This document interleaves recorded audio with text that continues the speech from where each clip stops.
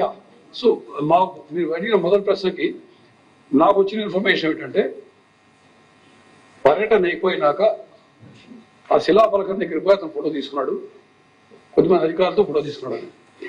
ఏది అన్నట్టుగా తప్పే, అది భద్రతా లోపం కాదు అనేది నేను ఎస్పీని అడిగాను విచారించుకొని.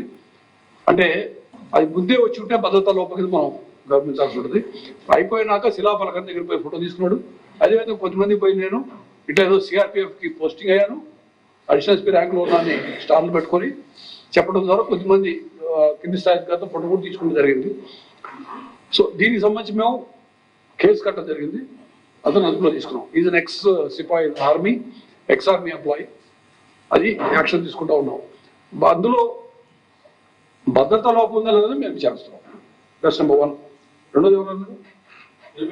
యా, ఇప్పుడు మీరు చూసినట్టు యాక్సిడెంట్స్ లో ముఖ్యంగా ఎక్కువ భాగం యాక్సిడెంట్స్ జరుగుతున్న వాటిలో 2 వీలర్స్ నడుపుతున్న వాళ్ళు చనిపోతా ఉన్నారు.